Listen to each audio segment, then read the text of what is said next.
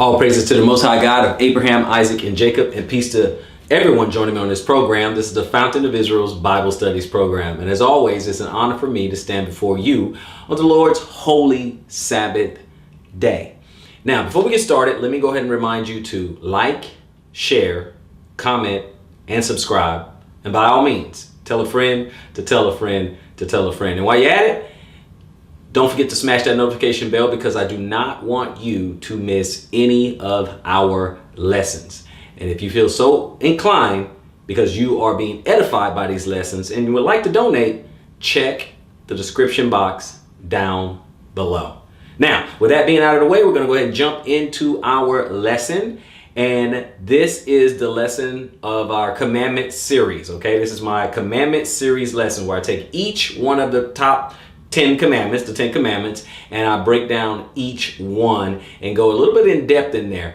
This one today is the second commandment. We're going to be dealing with the second commandment today. Now, in this series, there are going to be 9. And I know some of you guys saying, well, you know, Brother Robert, you cannot count. Well, there's going to be 9 because I combine the 8th and 9th lesson. I will combine the 8th and 9th lesson together. So there will be 9 in total. So this one is the second commandment. And with that being said, we are going to go ahead and jump into our lesson. So we're going to start right where our commandments begin in Exodus 20. So if you will, go to Exodus 20 and let's take a look. The second commandment, Exodus 20, begins at verse 4. So we're going to read verse 4 and 5. And it says, "Thou shalt not make unto thee any graven image or any likeness of anything that is in the heaven above, or that is in the earth beneath, or that is in the water under the earth." And then he goes on to say something else about it. And he says in verse 5, "Thou shalt not bow down thyself to them, nor serve them. For I am the Lord thy God, am a jealous God, visiting the iniquities of the fathers upon the children unto the 3rd and 4th generation of them that hate me." So when you are making these graven images, it actually, he takes it as an offense. He says you hate him if you do this. So let me go ahead and look in the Strong's real quick. And I want to look at where we just were, which is Exodus 20.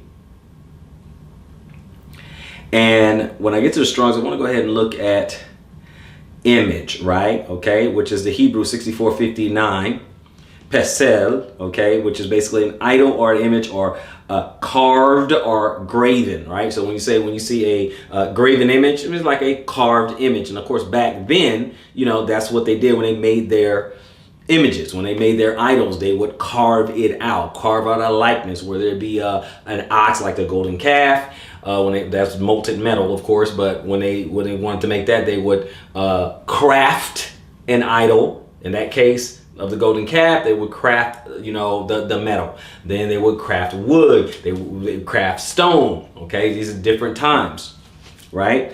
So we have the image or the likeness. Okay, we'll look up likeness 8544. Form, image, likeness, representation, semblance, okay, something or a portion of fashion out of a shape. We do that, okay. Family, embodiment, okay, manifestation, image, likeness, similitude, okay. Very important for us to remember these things. All right, very, very, very important.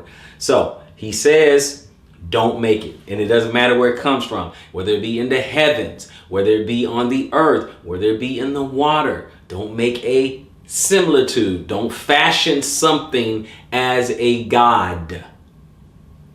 Okay, I hope we're understanding. He said not to fashion anything as if it is a god, because then you move to the next step, and that is worshiping or bowing down to it, which means to worship it. Okay, Leviticus 26. Let's go to Leviticus 26. And I can tell you right now, there are many, today at least, many different symbols You got people out there and they rock what they say, they rock a Jesus piece. You're gonna see a lot of crosses, okay? Images of Jesus and Mary. You're gonna see those type of images. Okay, you can see all kinds of carvings in the church. It's like this is the second commandment, and immediately when you start talking about the church, when you talk about the Catholic Church, or you talk about the Protestant church, because you know they're not, even the Protestants are guilty of idolatry and making images themselves. You're gonna see all kinds, veneration of the saints, veneration of Mary, just all kinds, left and right. You're gonna have different images all the live long day when it comes to Christianity. Starting with Catholicism. I go to these different countries and man, Catholicism is just everywhere, and it's just nothing but images everywhere of just everything. Saints, Mary, Jesus, crosses. It doesn't matter. It's everywhere. Not to mention other languages. You're gonna have cobblestone, you know, the Muslims, I mean, Buddhists have their, I mean, you have all these different symbols, all these different idols, all these different images that represent all these different religions. Because I can tell you right now, we as a people, I tell you, idolatry is just in us. We're going to worship something. People are going to worship something. Now, you may have some agnostics and you may have some atheists or something like that who believe one of them, I don't know, and the other one is there is no God. So they worship at the altar of their own intellect. They just think, you know, their intellect, their ability to reason, that's their God, and nothing happens after death, Basically, life is meaningless, or whatever meaning you assign to it, right? So they may not have that many symbols, at least that's what they would say. They don't have any symbols, but we're going to worship something. We're going to worship something, venerate something, exalt something. And crafting something with your hand is a manifestation. Okay, it's a manifestation of what you believe. Think about that. The immaterial comes first. The immaterial is first. The spiritual is first. It's what's inside you, right? And then it manifests itself with the workmanship of your hand.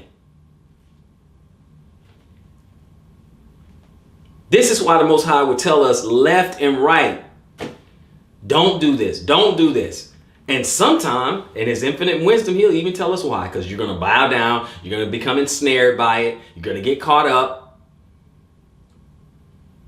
You're going to start committing idolatry. Let's take a look, guys. We're going to go ahead and go to Leviticus 26:1.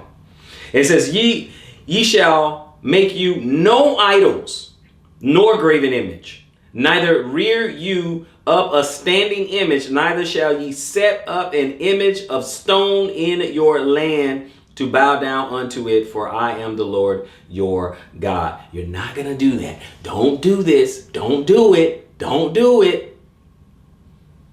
Because he already knows what's in our heart.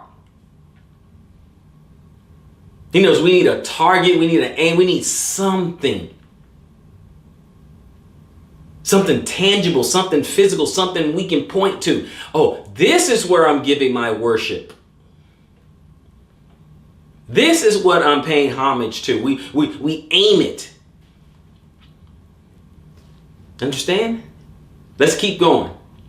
We're going to go to Isaiah 42. I'm going to jump around Isaiah a little bit, but let's go to Isaiah 42. This is what we tend to do as humans. I'm going to go to Isaiah 42.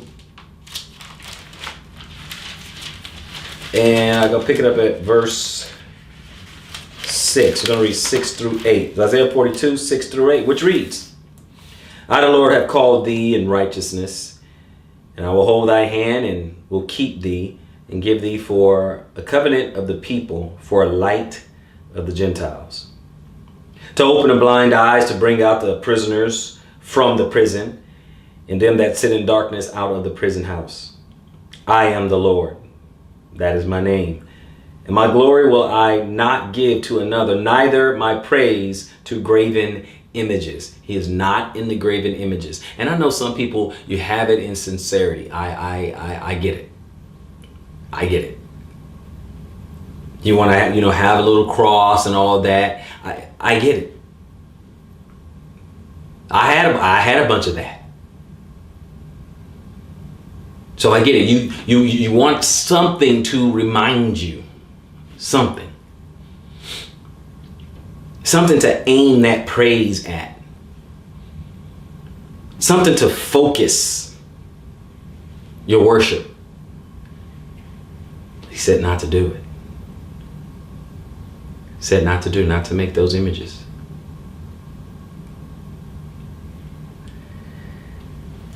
We're still in Isaiah, but we're going to go to Isaiah chapter 48. Because Isaiah, he actually has a lot to say about this very subject. But Isaiah 48, I want to read the first 5 verses this time. And hear ye this, O house of Jacob, which are called by my name, by the name of Israel, and are come forth out of the waters of Judah, which swear by the name of the Lord, and make mention of the God of Israel, but not in truth, nor in righteousness. For they call themselves of the holy city, and they themselves upon the God of Israel. The Lord of the host is his name. I have declared the former things from the beginning, and they went forth out of my mouth, and I showed them. I did them suddenly, and they came to pass. Because I knew that thou art obstinate, recalcitrant, stubborn, stiff-necked, right? And thy neck is as iron sinew, stiff-necked, right? And thy brows brass. I have even from the beginning declared it to thee. Before it came to pass, I showed it thee, lest thou shouldest say, mine idol has done this, and my graven image and my molten image has commanded them. I did all these things, so you can't say or give credit to the idol, to the graven image. I did this so you can't give credit to the graven image. But Israel, obviously, they do it anyway. They do it anyway, brothers and sisters. So, what does the Most High do? Right? See, I want to put particular focus. I want to shine light on this particular commandment because we do it today. Some people do it in ignorance. Some people think that they're doing a good thing when they're having their little cross here, or Jesus piece there, or whatever the case may be. But we're not supposed to have those images.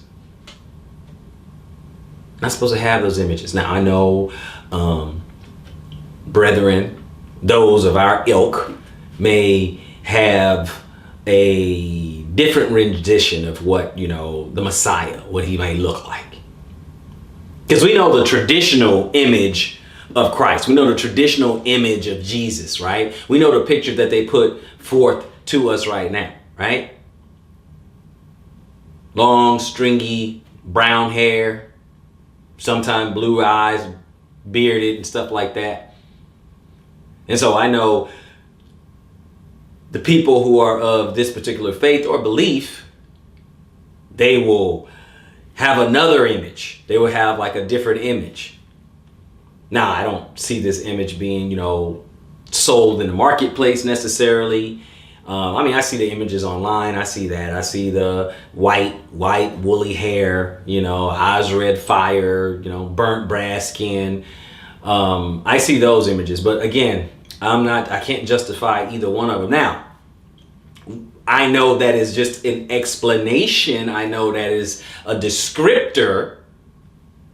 I know for the most part, they don't put that image out there to say, okay, this is definitely how the Messiah looked. I know that's not what their intent is. They're just doing they're being police sketch artists, right? They're saying if I look at the descriptions in the Bible and I'm just imagining this, what it would look like. So I get it. They look at history. They look at archaeology. They look at the people who at that time lived in the region. They see various books that describe what Israelites look like. So I get it. I'm not, justifying anything and saying, oh, well, go ahead and just worship that image or don't worship that image either. But I got to tell you, it comes natural to us. Comes natural to us as a people. Come with me over to Isaiah 44, if you will. Isaiah 44. And I'm going to start over in verse 1. Let's take a look at this real quick. Yet now hear, O Jacob, my servant, and Israel, whom I have chosen. Thus said the Lord that made thee, and formed thee from the womb, which will help thee. Fear not, O Jacob, my servant, and thou Jeshurun, which is another word for Israel, whom I have chosen. For I will pour water upon him that is thirsty, and floods upon the dry ground. I will pour my spirit upon thy seed, and my blessings upon thine offspring. And they shall spring up as among the grass, as willows by the water courses. One shall say, I am the Lord's, and another shall call himself by the name of Jacob, and another shall subscribe with his hand unto the Lord, the surname himself by the name of Israel. Pause to note, there's been plenty of, you guys, if you've been in this walk for any amount of time, you've noticed a lot of, Hebrew Israelites changing their names to some sort of biblical name of some sort. This prophecy is coming to pass, right? They're renaming themselves. Some of them just doing it as an online username. And some people are legally changing their name. Okay, changing their surname to Israel, or an Israelite or Hebrew name, right? Thus said the Lord, the King of Israel, and his Redeemer, the Lord of hosts. I am the first, and I am the last. And beside me there is no God. And who, as I, shall call and shall declare it and set it in order for me, since I appointed the ancient people. And the things that are coming and shall come, let them show unto them. Fear ye not, not to be afraid. Have not I told thee from that time and have declared it? Are you even my witnesses? Is there a God beside me? Yea, there is no God. I know not any. And what he means, there is no creator God. And you notice right here is big G, large capitalized G, right? There is no capital G. There is no other creator God. The Godhead has done that. The God, no word. The same two that was let us create man. Same two. Just them two, the Godhead, that God family, just those two are the creator, create everything. All the other things created, all the other little g gods, they didn't do any of this stuff. They're not all powerful, all knowing, all omnipresent, omnipotent, omniscient. None of the little g's, they're not that. Besides me, there is no God. Verse 9. They that make a graven image are all of them vanity, and their delectable things shall not profit, and they are their own witnesses. They see not, nor know, that they may be ashamed. Who has formed a god or molten a graven image that is profitable for nothing? Who built this? They can't do anything. It's most high saying. It's good for nothing. 11. Behold, all his fellows shall be ashamed, and the workmen that are of men. Let them all be gathered together. Let them stand up. Yet they shall fear, and they shall be ashamed together. The smith with the tongs both worketh in the coals, and fashion it with hammers, and worketh with the strength of his arms. Yea, he is hungry, and his strength faileth. He drinketh no water, and is faint. The carpenter stretched out his rule, and marked it out with a line. He fitted with a compass, and make it after the figure of a man, according to the beauty of a man, that it may remain in his house. He hewn Him down cedars and taketh the cypress and the oak, which he strengthened for himself among the trees of the forest. He planteth an ash, and the rain doth nourish it. Then shall it be for a man to burn, for he will take thereof, and warm himself. Yea, he kindleth and baketh bread. Yea, he maketh a god, and worshipeth it.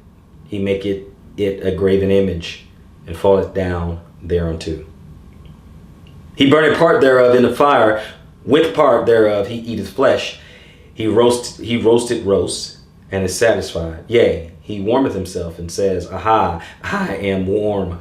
I have seen the fire. And the residue thereof he maketh a god, even his graven image.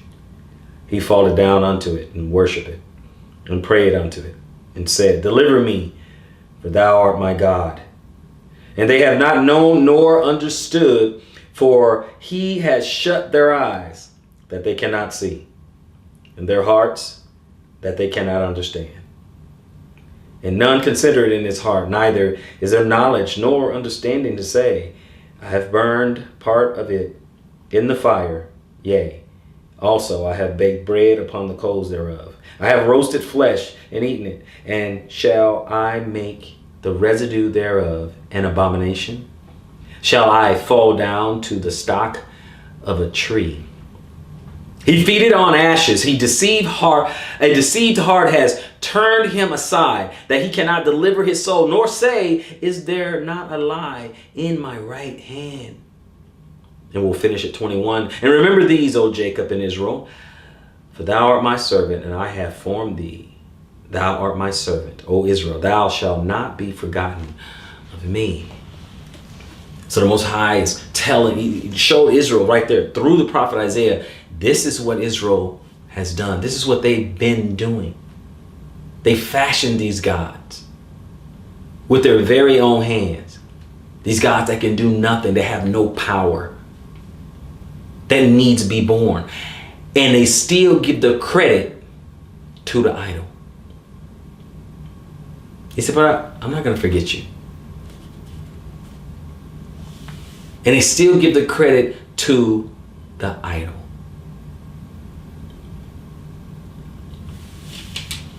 I used to wear a necklace, long time. I was a teenager, but I used to, or teenager / young adult, like 19 to 23, right? And I had a little necklace or whatever, and I always thought it was like a good luck charm. And at the time, I kind of believed it. Man, every time I wear this necklace, good things happen to me.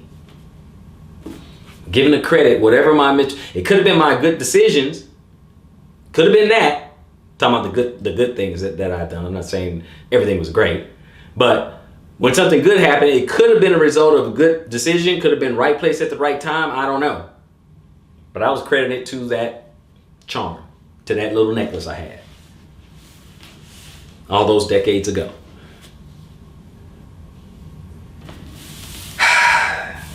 It's just something about it. Something about graven images, something about idols. And see, yeah, it's so subtle sometimes. We don't give it much thought because it's so subtle. It seems so harmless. It seems like not a big deal whatsoever. And yet, the Most High didn't like it. And that, my friends, should be good enough for us. He finds it appalling. He finds it unconscionable. He finds it detestable. It offends him. And should we not go out of our way? Should we not make an effort to not offend our God? I go through my house sometime and I may forget something that I have, right? It maybe a picture on a wall in the corner I never watch. It may be a little trinket in a dresser drawer or something. You forget you even have it. Like a little Christian fish or a a Jesus piece or something like that. You're like, oh man, I gotta get rid of this. We remember over in Judges and in Joshua, that little idol hidden in the tent, hidden in the dirt, and all that. You got to get it out. Got to get it out. We have to put forth an effort not to offend our God. That's why we're doing this series. See, the first 4 is all about honoring our God. First 4 of the top 10, it's all about God. All about God. First one, you don't have a God before me. This one, no graven images. Next one, not having his name in vain. Not taking his name in vain, profaning his name, blaspheming his name. And the 4th one is the Sabbath. All has to do with the Most High. This should be our foundation. Then we go to the next 6. But this should be our foundation.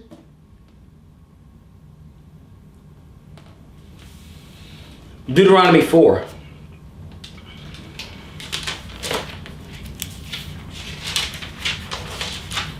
Deuteronomy chapter 4.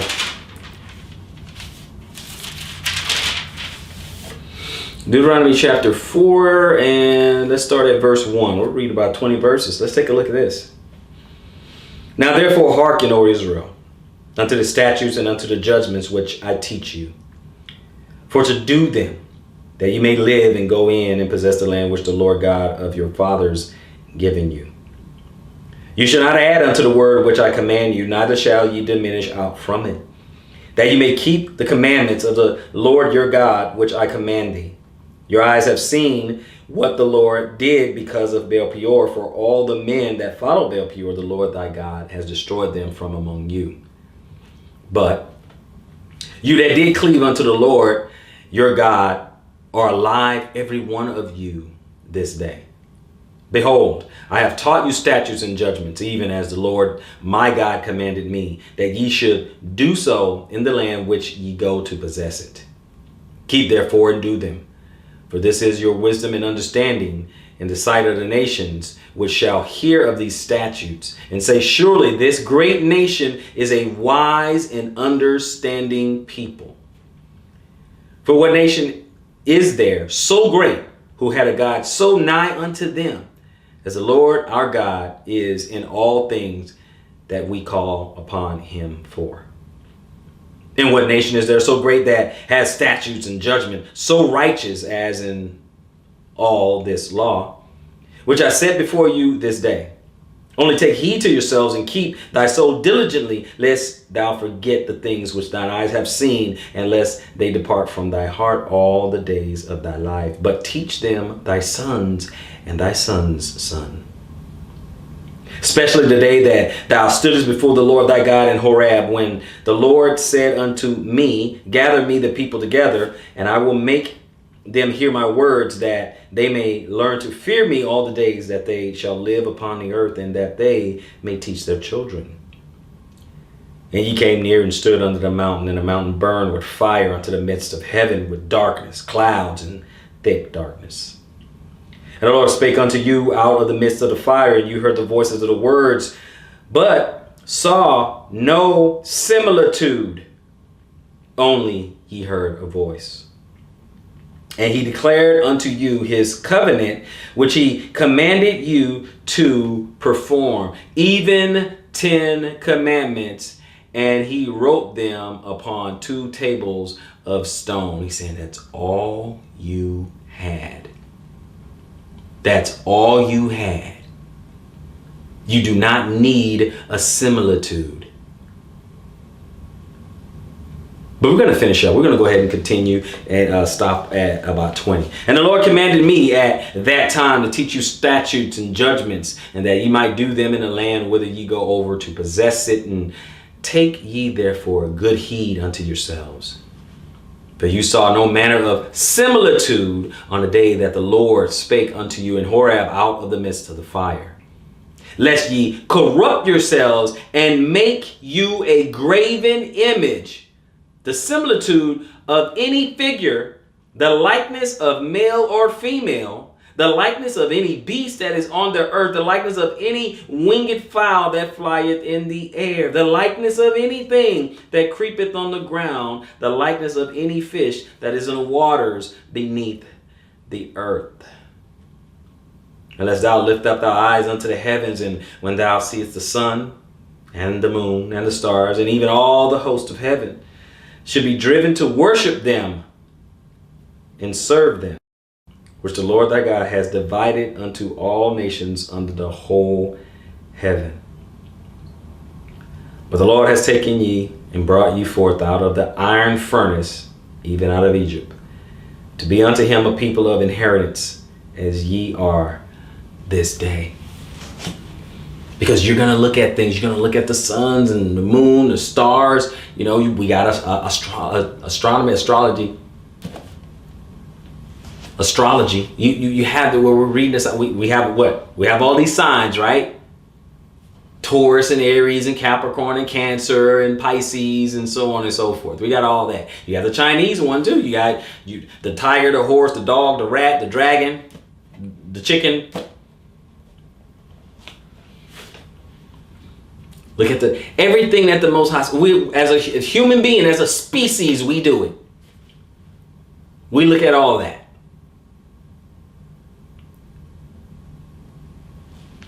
We look at all that.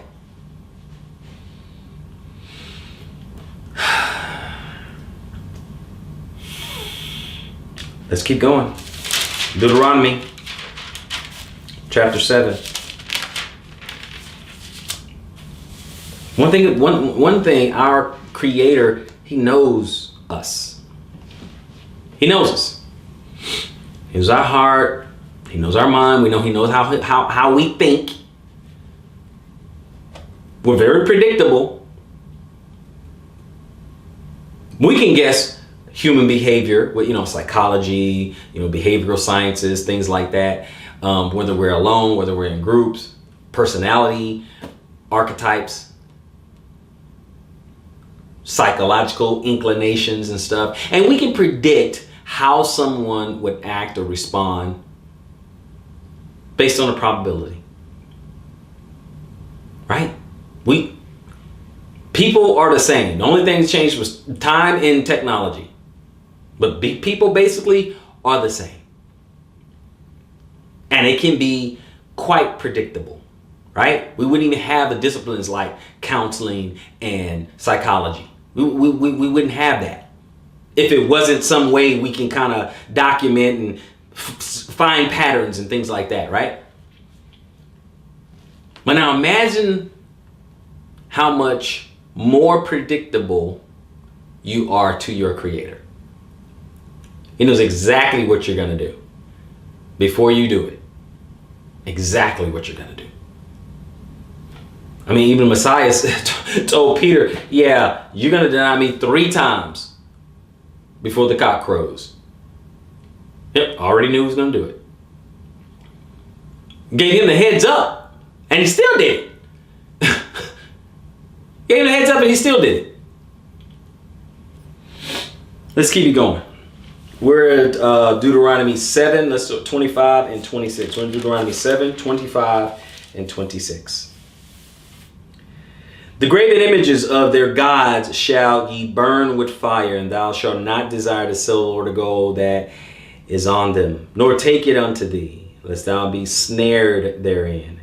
For it is an abomination to the Lord thy God. Neither shalt thou bring an abomination into thine house, lest thou be a cursed thing like it. But thou shalt utterly detest it, and thou shalt utterly abhor it, for it is a cursed thing. And you feel bad. You go to the supermarket, your Walmart or something like that, and then you have the people out there with a table, and they have all these graven, they have all these crosses, all these graven images. You feel, hey, sometimes you feel bad. You're like, yeah, hey man, I want to help out, but I just can't. I can't buy those graven images.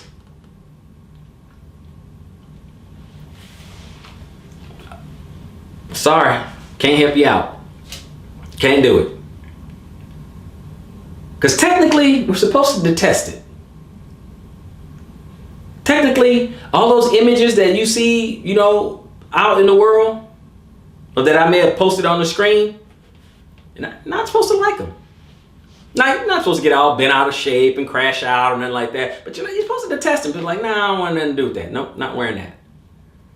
Not wearing an Egyptian onks. I'm not doing, no, I'm not.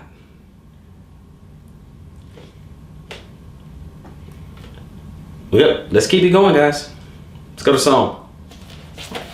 Let's go to Psalm. I know this kind of hurts some people because people are real partial to that idol, but that should tell you something right there. If it hurts your soul that bad to get rid of them, if you got a bunch of it and you're like, man, I got to get rid of all these idols, all these symbols, all this, because the Most High hates it, and it hurts your feelings that bad, that ought to tell you what you worship. Because the idol's leaving. If the Most High is with you, he didn't leave you. You might have left him. You might have blocked. You might have put a wall between you and him because of the idol that you have.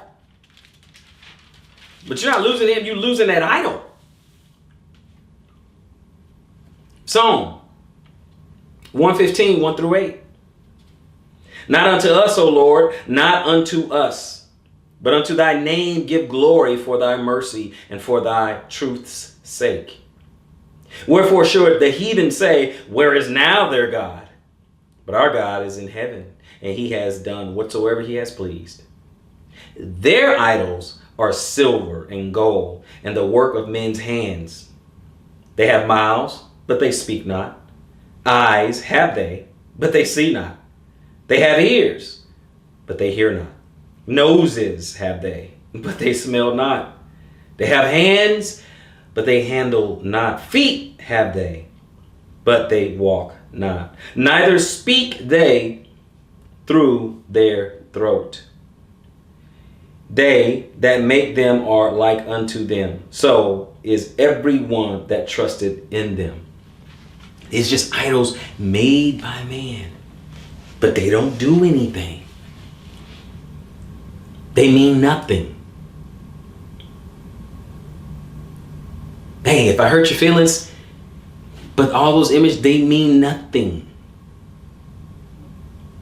Yeah, I had those images too. I had the little Jesus piece. I had the little Christian t-shirts, had the signs, pictures. I gotta go through my house again to see if I see any other thing that may offend the Most High. Just a little double check. He doesn't like them. You might like them. He doesn't like them. All these graven images is supposed to be a symbol of something about him. Now, that doesn't extend to tzitzits because he told Israel to wear tzitzits. He told them to wear that. But I'm sorry. Your crosses and crucifixions and images of Jesus, and they got to go. You Christian fish, sorry, they got to go. Your statues, they gotta go. Now again, let me just say, hey, I'm not the Torah police. It's not like I'm gonna come to your place and make sure you do it. But you're not fooling me. It's not me that you gotta worry about. I'm just a messenger. That's it. We're gonna keep it going. We're in Psalm. Let's go to Psalm 97, if you will. You get the 97. We're going to read 97 and 7, actually. 97, verse 7. Confounded be all they that serve graven images, that boast themselves of idols. Worship him, all ye gods, the little gods. Why don't you worship the Most High? You think the images are doing something. They are doing nothing. They're doing nothing. They profit you nothing. Some of them may look cool. They may even have you believing, you're more fortunate with it. Might make you feel good. It's false. It's false. Plain and simple. Deuteronomy 27. We're just going to keep it moving. In Deuteronomy 27. And when we get here, we're going to read 14 and 15. Which reads, "And the Levites shall speak and say unto the men of Israel with a loud voice, Cursed be the man that maketh any graven or molten image, an abomination unto the Lord, the work of the hands of the craftsmen, and put it in a secret place. And all the people shall answer and say, Amen." The graven image has to go. So in case you're wondering, some of you may be thinking, oh, well, you know what? Reed, I pray to God, I pray to the Most High, and sometimes I don't feel like He hears me. I don't feel like I'm being heard. Could it possibly be that maybe? Now I know it could be a myriad of different things. I know. But I like to slow down in particular lessons, because I pointed out in other lessons too, depending on the topic, in different topics, how we block our blessings, what could be hindering our prayers and things like that. In fact, I got a lesson on that too. But in other lessons like this, if I come across a passage that will point out to us, to give us a little nugget, a little bit of wisdom, I want to highlight it and say, this could be one of those things, right? Because it could be a myriad of things. This could be one of them. This one right here is an overlooked one. People don't even think about that. That the Most High may be repulsed by your image, by that graven image that you have, by that idol you have in your possession. He might be repulsed by it. It's an abomination unto Him. Let's keep going.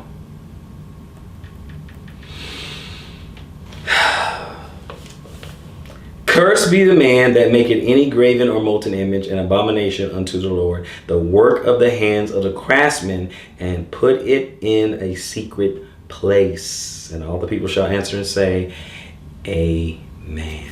Let's go to Jeremiah. I'm going to go to Jeremiah 10. Jeremiah 10. We're going to start at verse 10. Read 10 through 15. 10. But the Lord is the true God, and He is the living God, and an everlasting King. At His wrath the earth shall tremble, and the nations shall not be able to abide His indignation. Thus shall ye say unto them, the gods that have not made the heavens and the earth, even they shall perish from the earth and from under these heavens, right? These other gods that didn't create anything, they're going to perish too, right? These are not the creator gods, right? He has made the earth by His power. He has established the world by His wisdom, and has stretched out the heavens by His discretion. When He utter His voice, there is a multitude of waters in the heavens, and He causeth the vapors to ascend from the ends of the earth. He maketh lightnings with rain, and bringeth forth the wind out of His treasures. Every man is brutish in his knowledge. Every founder is confounded by the graven image. For his molten image is falsehood, and there is no breath in them. They are vanity and the work of errors. In the time of their visitation, they shall perish.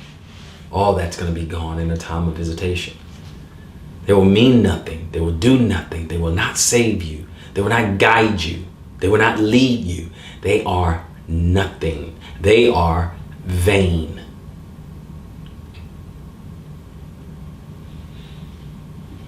They're empty vessels by which you are just pouring in your hope, pouring in your worship. Being misguided, misled. Again, this is one of those overlooked commandments. That's why my heart goes out to, folks who are, in Catholicism. I mean, Catholicism is replete with idols. They're not the only ones. To be fair, they're not the only ones, but man, it is everywhere. It's like this commandment doesn't even exist in Catholicism. Make no graven images. It's like not there.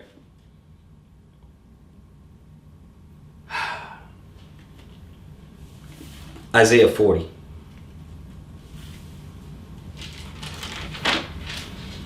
Let's go to Isaiah 40, if you will.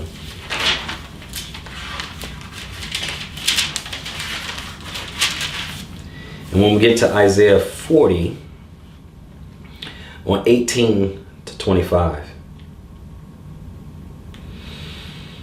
To whom then will ye liken God? Or what likeness will ye compare unto him? The workman melted a graven image, and the goldsmith spreaded it over with gold and casted silver chains. And he that is so impoverished that he has no oblation chooses a tree that will not rot.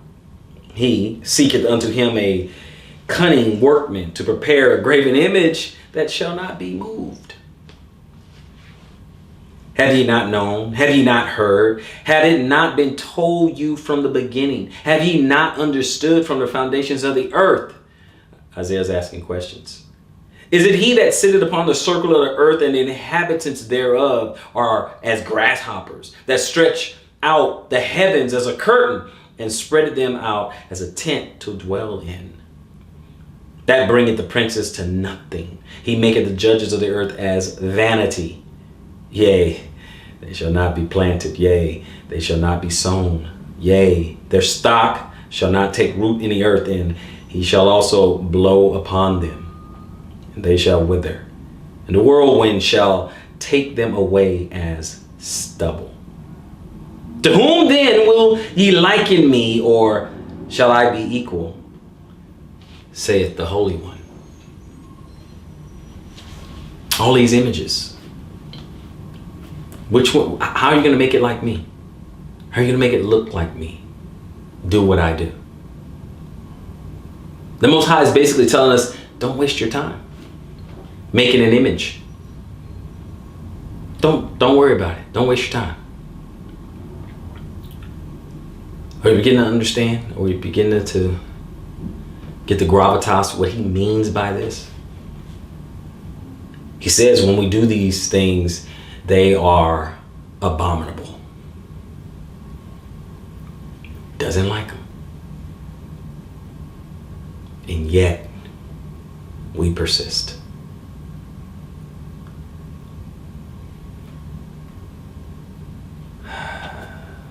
Let's continue.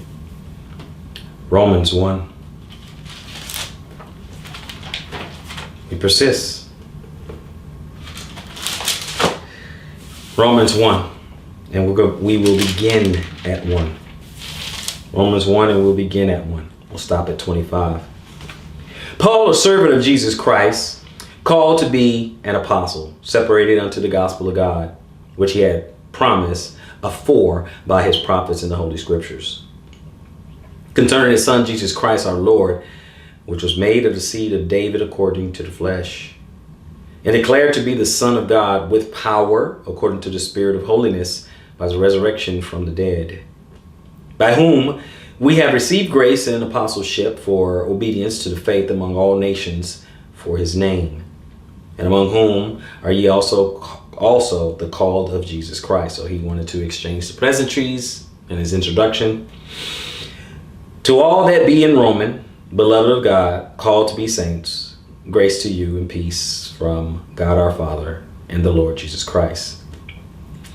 So he's exchanging pleasantries. And first, I thank my God through Jesus Christ for you all, that your faith is spoken of throughout the whole world. For God is my witness, whom I serve, with my spirit in the gospel of his Son, that without ceasing I make mention of you always in my prayers, making requests, if by any means now at length I might have a prosperous journey by the will of God to come unto you. right? Now he's going to start to get into what he wants to talk about. For I long to see that I may impart unto you some spiritual gift, to the end ye may be established. That is, that I may be comforted together with you by the mutual faith, both of you and me. Now I would not have you ignorant, brethren, that oftentimes I purposed to come unto you, but was led hitherto, that I might have some fruit among you also, even as among other Gentiles. I am debtor both to the Greeks and to the barbarians, both to the wise and to the unwise. So, as much as in me is, I am ready to preach the gospel to you that are at Rome also. For I am not ashamed of the gospel of Christ, for it is the power of God unto salvation to everyone that believeth, to the Jew first, and also to the Greek. For therein is the righteousness of God revealed from faith to faith, as it is written, the just shall live by faith.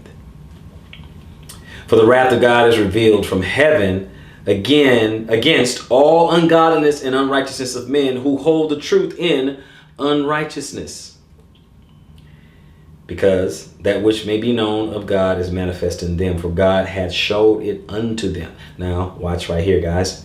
For the invisible things of him from the creation of the world are clearly seen, being understood by the things that are made. The invisible first, then the visible. Even his eternal power and Godhead, so that they are without excuse.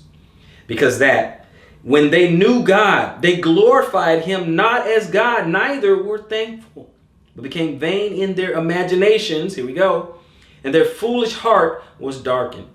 Professing themselves to be wise, they became fools, and changed the glory of the uncorruptible God into an image made like to corruptible man. What did we just read, class? And to the birds, and to the four-footed beasts, and to the creeping things. What did we read, class? Wherefore God also gave them up to uncleanness through the lust of their own hearts, their own imaginations, their own mind, to dishonor their own bodies between themselves, who changed the truth of God into a lie, and worshipped and served the creature more than the creator, who is blessed forever. Amen. Do we understand what's going on here, brothers and sisters? All the way into the New Testament, we're still talking about it. All the way. But let's keep going. We're gonna come back to the New Testament in a minute, but we got to go take care of some business back here in the Tanakh once again. So we're gonna go ahead and go to Psalm 78:58. Psalm 78:58. Let's deal with this real quick.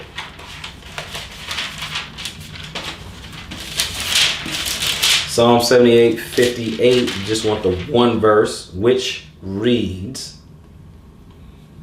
for they provoked him to anger with their high places, and moved him to jealousy with their what? Graven images. Moved him to jealousy with their graven images. I said he doesn't like them. He doesn't. Isaiah 45:20. Isaiah 45:20. And it says, assemble yourselves and come and draw near together, ye that are escaped of the nations. They have no knowledge, that set up the wood of their graven images, and pray unto a God that cannot save. That prays unto a God. They cannot do. These gods, these images can do nothing for us. They can do nothing for you.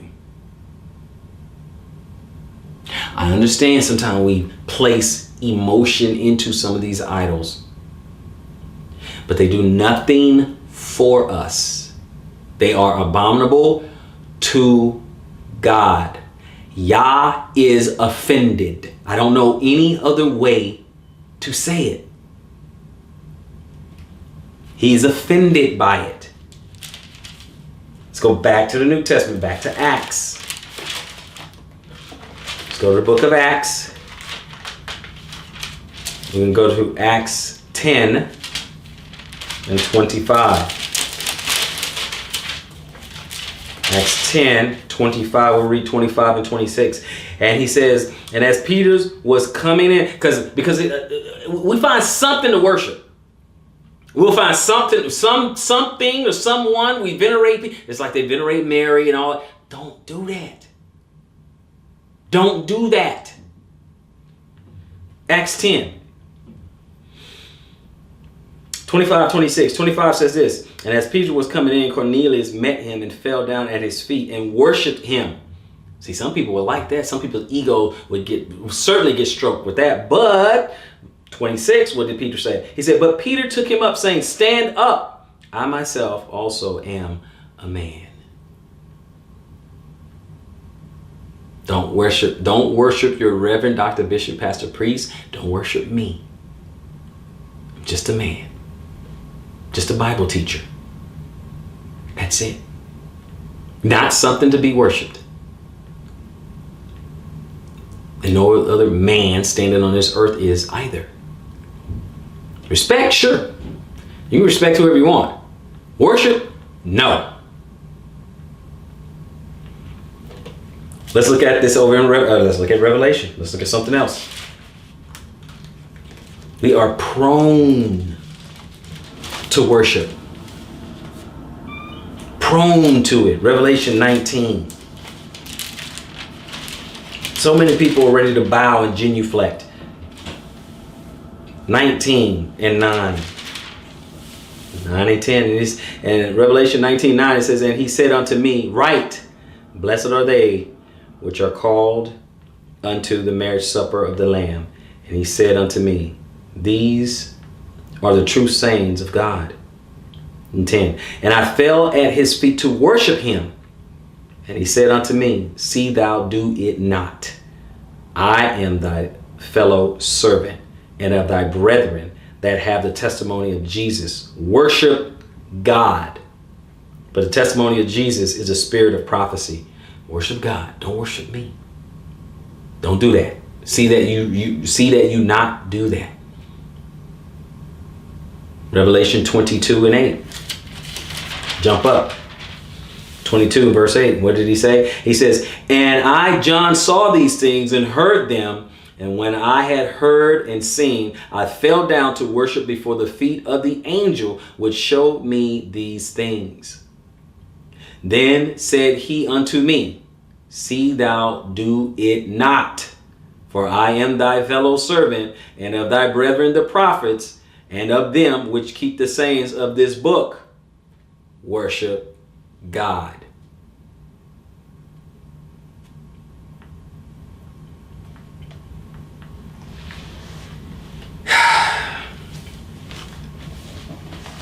I can stop the lesson right here, guys. I think you get it.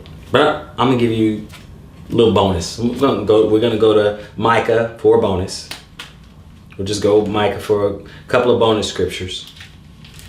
Really want to put the nail in the coffin here. Okay, let's give a couple of little encore scriptures. Right, you guys are not quite done, so let's give you a couple of encore scriptures. Micah 1, first 7 verses, real quick. And the word of the Lord that came to Micah, the Morashite, in the days of Jotham, Azaz, and Hezekiah, king of Judah, which he saw concerning Samaria and Jerusalem. Hear, all ye people, hearken, O earth, and all that therein is. And let the Lord God be witness against you, the Lord from his holy temple. For behold, the Lord cometh forth out of his place, and will come down, and tread upon the high places of the earth. And the mountains shall be molten under him, and the valleys shall be cleft, and wax before the fire, and as the waters that are poured down a steep place. For the transgressions of Jacob is all this, and for the sins of the house of Israel. And what is the transgression of Jacob? Is it not Samaria? And what are the high places of Judah? Are they not Jerusalem? Therefore, I will make Samaria as a heap of the field, and as plantings of a vineyard, and I will pour down the stones thereof into the valley, and I will discover the foundations thereof. And 7. And all graven images thereof shall be beaten to pieces, and all the hires thereof shall be burned with the fire, and all the idols thereof shall I lay desolate. For she gathered it of the hire of the harlot, and they shall return to the hire of a harlot. They mean nothing to him. Nothing. And as a bonus, we're going to finish up at Micah 5, and we'll start at 10.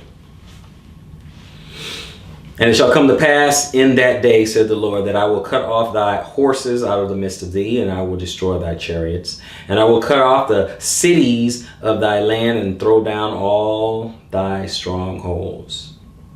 And I will cut off witchcrafts out of thy hand, and thou shalt have no more soothsayers. The graven images will I cut off, and thy standing images out of the midst of thee. And thou shalt no more worship the hands. And I will pluck up the groves out of the midst of thee. So will I destroy thy cities. And I will execute vengeance in anger and fury among the heathens, such as they have not heard. And at the end of it all, worship God. Don't worship the idols. Don't worship the images. Don't worship man. Worship God. Now, before we get out of here, let me remind you to like, share, comment, subscribe. By all means, tell a friend to tell a friend to tell a friend. Don't forget to smash that notification bell, because I don't want you to miss any of the lessons. And while you're at it, and you feel so inclined to donate and feel edified by these messages, check the description box below. So, until next time, search the scriptures and prove all things. Shalom, Israel.